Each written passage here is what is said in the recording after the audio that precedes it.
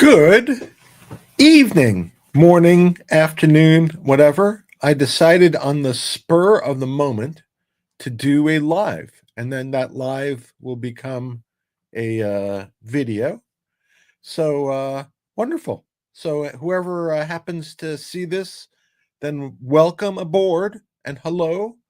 So far, of interest to those of you watching tonight, my understanding is, and I can't confirm this, but my understanding is that both, and this is shocking to me because they don't subscribe to the channel, but sometimes you surprise yourself. My understanding is that both Elon Musk and President Trump are watching the live stream tonight. So keep that in mind when you're watching whatever I'm babbling about. Hello, by the way, to StreamYard, to Sway, to Dave, to Susan, to Ramiro. Greetings wherever you are. Hope it's not too late wherever you are. I hope it's early. Hope it's a beautiful day. So I was meaning to do. Hi, Big JR. How are you? Thanks a lot. I appreciate that, Big JR. Yeah, I tried to be relatively timely.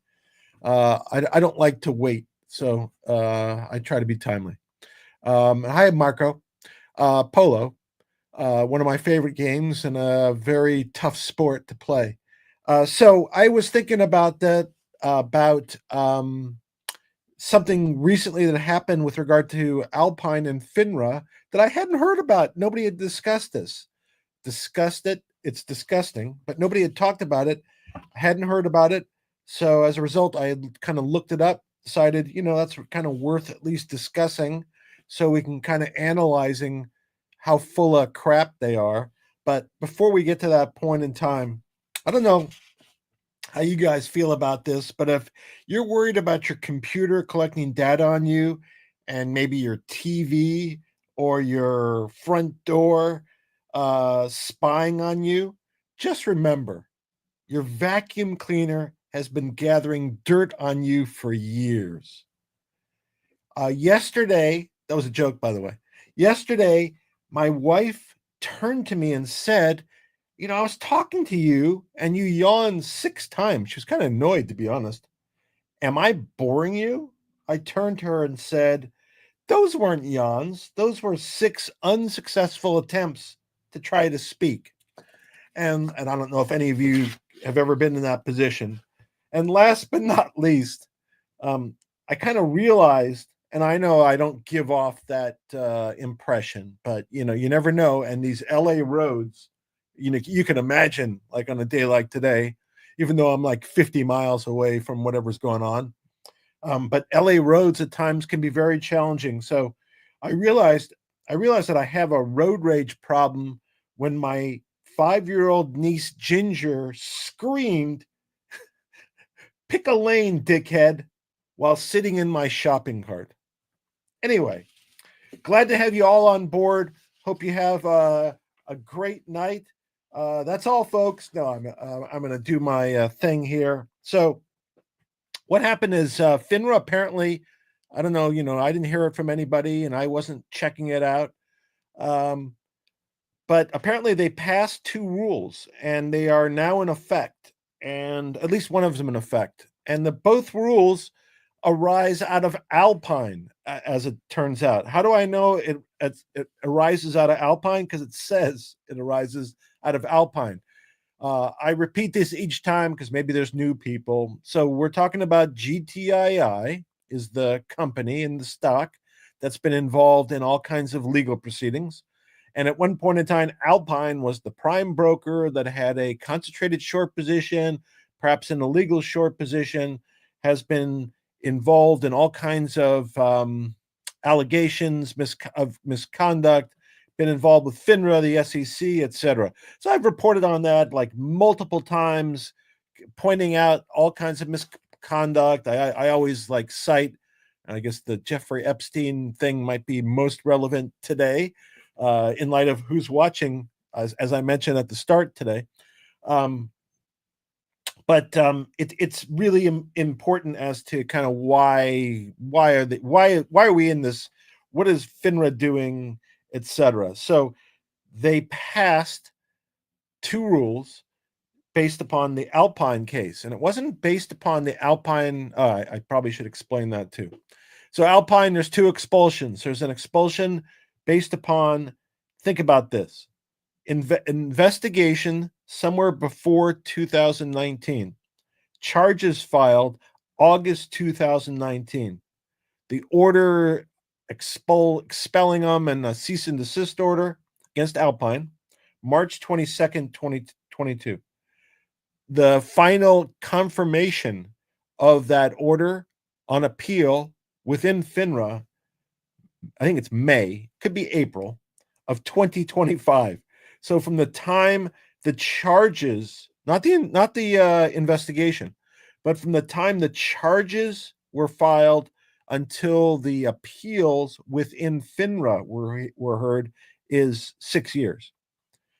From the time that FINRA said that there was a risk to the public by reason of Alpine's misconduct, based upon claims about misappropriating money and all that kind of stuff, more than 3 years, did nothing. Okay. So now that's on appeal. Now it's on appeal to the SEC, with a request for sanctions too, which is a whole other bunch of issues. So that's one side of it. Then we have the expedited expulsion proceeding, and that ended up in the Supreme Court, or at least a request. The Supreme Court intervened. Alpine claimed that you have no power to do an expedited expulsion proceeding, which is different than the other expulsion proceeding, but you have no right, you shouldn't constitutionally exist, etc. There was a bunch of action in court. Eventually got up to the Supreme Court. Alpine sought a stay, a stop. Don't continue with the expedited expulsion proceeding. The Supreme Court said, we're not going to stop it, but but the ruling basically was from the Court of Appeal, if you can't expel them without an SEC review. In other words, you can go forward, but you can't kick them out until eventually the SEC does a review. Okay. And that apparently, that expulsion proceeding of the expedited expulsion proceeding is ongoing. All this time, Alpine continues to operate. And we know from GTII that that a plaintiff could go in and get a receiver based upon all kinds of misconduct. We know with GTII, because we saw it, we have all seen it, the receiver's reports, etc., all the misconduct. Alpine, it's on the record because FINRA and the SEC have visited Alpine so many times that they've established a record. And they've also, based upon the fact that they concluded that there was a risk to the public back in March of 2022, and Alpine is still in business, I don't think it's a far-fetched thought to think that the government could go into federal court. I'm just going to keep on repeating this until they do it. Could go into federal court, have a receiver appointed, take over the business of Alpine, end of story. That means then you could investigate what happened to shares, dividend shares, were there actual shorts, are they buying shares? You could do all that, and you could make sure there was no shenanigans that going on. That's based upon all the findings, like dozens of findings that have occurred since the SEC and FINRA have been watching out for Alpine. So the two changes are now to be, and it literally says to be consistent with the appellate decision in Alpine. So it's specifically as to Alpine. Two decisions are now that if you're going to be expelled, the order of FINRA and then the order of the appellate court of FINRA, that's not a final order, so there's no expulsion, and the expulsion is not effective. Actually, the expulsion does not occur until after either the SEC does a review or the time passes for them to do a review. Now, just think about that. So in our case, I kind of gave you a timeline on purpose. Charges, August 2019. The order from the initial hearing panel in FINRA, March 2022. The appellate panel in FINRA, May of 2025. Hasn't even got to the SEC. And that's with a concern that there's a risk to the public due to Alpine's misconduct.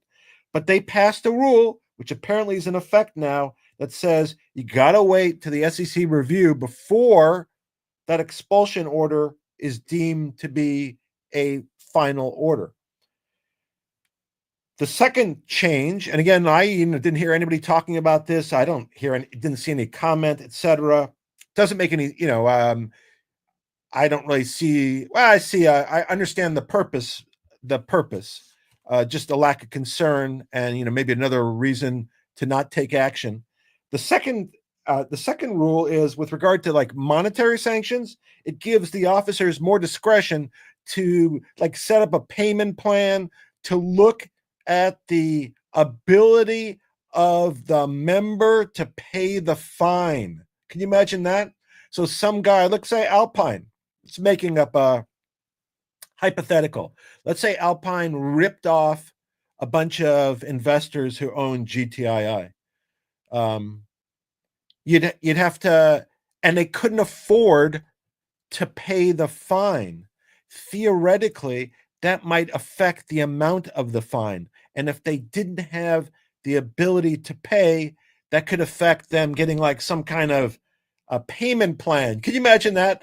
Yeah, like Bernie Madoff steals money and he's asking for a payment plan. He wants your courtesy and the equity and good faith because he's been such a good steward of the law. So in essence, FINRA, without Alpine, changed the rules to make it, in essence, slow down sanctions. So in essence, they can be delayed. Then there can be a payment plan. The ability to pay can be looked at. All kinds of nonsense. So the two changes are: one, the expulsion is not final, or is not an order until the SEC review department, which might take 8 years, ever gets to it, even if there's a risk to the public, because we know that was the finding in GTII. And the second one is sanctions will go slower, can be less, can be structured, but all to the favor of the members, not to retail traders. This is a June rule, June of 2025. So this is current. So these are changes that work to the detriment, I believe, of retail traders, and continue in my eyes, the incompetent practices of FINRA, and no help, no aid by the SEC. I think all of us were hoping that and maybe it will work out that way, that Paul Atkins, with him involved, that things would change and the SEC would be operating in a way to more aptly protect retail traders. To this point in time, I don't think they've done dick. That's a professional word. I don't think they've done anything. And obviously, FINRA, by this rule change where they softened up when a result was final and softened up on sanctions, how does that protect retail anymore? And why does the SEC let FINRA change those rules to the detriment of retail? And why is the new SEC that was supposed to be sympathetic to retail, why are they permitting those changes? It's nonsense. So, I'm bringing this out because I'm going to contact, obviously, Cook, because I think he's a dick, and I don't think he's helpful. And I'm going to contact Atkins, and if we have to expose them, we expose them. I mean, I that's what I believe. I don't believe any nice to these guys because I don't think they give a whatever. And so if you have to call them out, repeatedly call them out, I have no problem doing that. This is number one on Cook and Atkins. They deserve to be in the same car until I hear otherwise. But it pisses me off that they not only did they not take more stringent enforcement actions where retail is involved, they take less, and they provide more protection to members who may have been involved in misconduct. Absolute nonsense. And we can't let them get away with this. So, these things have to be repeated. Reach out to your Congress people, reach out to FINRA, reach out to the SEC, reach out to the president, reach out to whoever. I have a secondary video I was going to do about my thoughts about a way of approaching this, but I'll do that as a separate video. So I kind of looked at the history of how they made a bunch of rule changes or suggested a bunch of rule changes. This one, and it's all Alpine. To the matter of fact, the question was, and this is my question. So that timeline, 2019 charges, 2022 is when the order is issued and a cease and desist order is issued, and they violated. Just think about that. They apparently, I think what they were accused of is misappropriating something on the order of $54 million. And they violated the cease and desist order 35,000 times. So the order to expel them is issued in 2022. A cease and desist order is issued at the same time. They violate that cease and desist order, meaning they're told, don't do that. Well, they only do that 35,000 times. At least that's what the government found, only 35,000 times. That's what resulted in the expedited expulsion proceeding. It was the violation of that cease and desist order and the damage to the public because the public was at risk. That's how we got to the expedited expulsion. So, but here FINRA is talking about how how are people protected if that you can't expel them. And I'm just going to read from it a little bit because it's amazing. So this is June. This is brand new. So imagine, so this is FINRA's talking generally about the rules, and imagine who they're talking about. FINRA believes that any potential risk to investor protection posed by aligning FINRA rules with the Alpine preliminary injunction decision, as described above, could be mitigated by several factors. Now listen carefully, because this is how all of us can be protected. So if, for example, an expulsion order is issued and it can't go into effect, how do we protect against that? Okay, so this is what they say. In cases where an expulsion, cancellation of membership, or denial of an application for continued membership has been appealed to the SEC, FINRA will seek expeditious resolution by the SEC. So the defense and the safety net that we have for if, like in, let's say, 2022, there's an order finding that Alpine engaged in conduct which caused a grave risk to the public, we have the great protection that FINRA will seek an expeditious resolution by the SEC. So in this case, let's define that. So it took them 3 years to get to the appeal within FINRA, and the appeal at the SEC hasn't even started yet. So that apparently would be expeditious. And the logic would be, under these rules, that a group of deciders, the hearing panel, could say, yeah, you're expelled, but we're going to impose a condition upon your expulsion. What's that condition? The condition is that you can't violate the cease and desist order. Okay, isn't that exactly what they did? They violated the cease and desist order. So that would be the restriction. The violation was they didn't act. They sought an expedited expulsion. They got that slowed down. We haven't even gotten through that process yet. They haven't even finished the expedited expulsion proceeding. They haven't finished the SEC review of the expedited expulsion proceeding. They haven't finished the appellate now go to court review of the SEC decision. But apparently, even though we are at risk, according to FINRA, that time frame works. And putting a condition that they can't enforce is somehow designed to protect us. And one last sentence I'm going to read to you. Such conditions or restrictions would target the misconduct at issue in the disciplinary proceeding and deter the member firm from engaging in further misconduct. Okay, so now I'm going to tell you something, and then we're going to read it again. So that was the basis of how you could condition.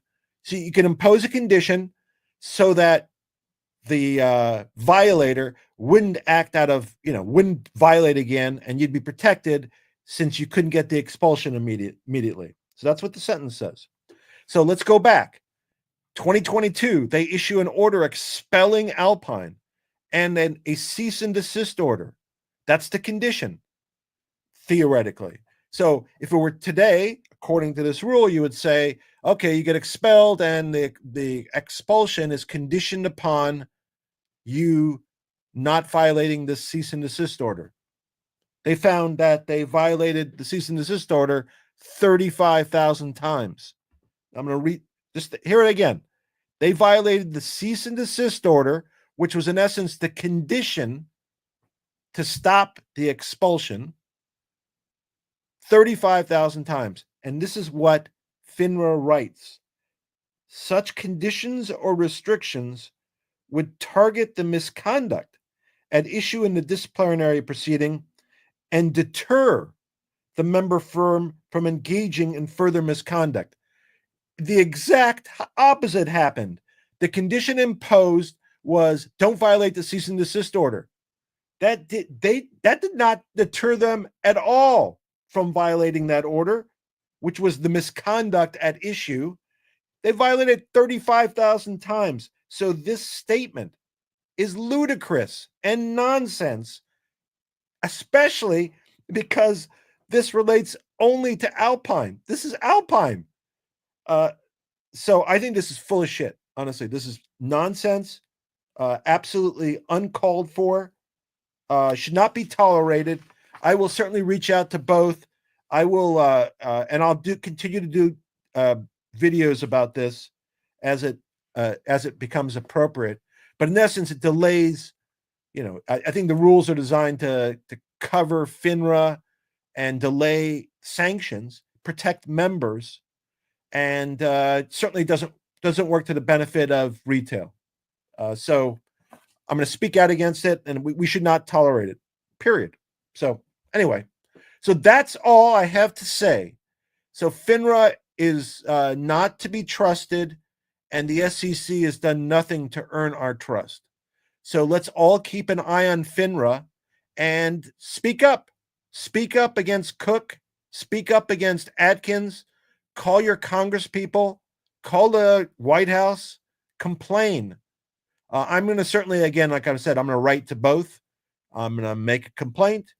I may file a whistleblower complaint against FINRA or the SEC. I haven't decided which one, relating to their failure to do their job as to this, based upon some undisclosed thing. I don't know what the undisclosed thing, because if you look at the record, there's no reason why Alpine, if the record is the record, if what the SEC and FINRA have said to this date is accurate, then why is Alpine in business? And we know they are in business because they've had a couple deals this year. I've done a couple videos on those. So anyway, that's it. That's all. That's all for tonight. Think about it. If it pisses you off like it pissed me off, then thank you for joining me. Again, my concern all along was not, I didn't like the old regulators, but so far I don't like the new regulators any better. We shouldn't let them off the hook. Got to stay on top of them. Anyway, be well, everybody. Take care. Whenever you watch this, if you have comments, questions, please let me know. And everybody be well. Have a great evening or morning, and see you soon.